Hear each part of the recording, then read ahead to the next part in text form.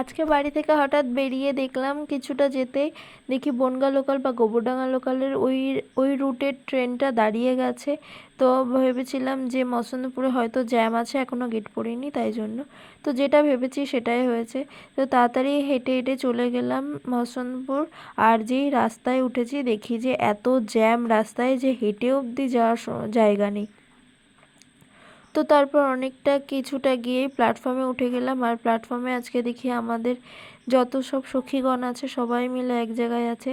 তো সবার সাথে প্ল্যাটফর্মে দেখা হয়ে গেল। আর তারপর ট্রেনও ঢুকে গেল ওদিকে। আর ট্রেন আসার কিছুটা আগেই একটু বৃষ্টি পড়ছিল, ঝিরিঝিরি অনেকটাই বৃষ্টি হচ্ছিল, তার জন্য আর ছাতা মেলিনি। তো তারপর ট্রেন থেকে নেমে গেলাম। আর নেমেই দেখি যে রেল লাইনটা পার হব তখন দেখি ওই দিক থেকে আরও একটা ট্রেন আসছে। তো তার জন্যই কাছে কিছুটা দাঁড়িয়ে যেতে হলো। আর এবার তো ছাতাটা বের করতেই হবে, তাহলে ভিজে যাব। তো তারপর ভেবেছিলাম ছাতা বের করতে হবে, কিন্তু ছাতা আর বের করিনি। ওইভাবে একটু একটু গুঁড়ি গুঁড়ি বৃষ্টিটাই ভালো লাগছিল। তো তারপর হেঁটে হেঁটে রেল লাইন থেকে যাচ্ছিলাম, কারণ রাস্তায় প্রচুর জল, যেন একটা সমুদ্র হয়ে গেছে, তাই জন্য রেল লাইন থেকে হেঁটে হেঁটে যেতে হচ্ছিল। তো তারপর কিছুটা গিয়ে রোড পার হতে পারছিলাম না, আমার সাথে কিছু স্কুলের বাচ্চারাও ছিল, ওরাও পারছিল না।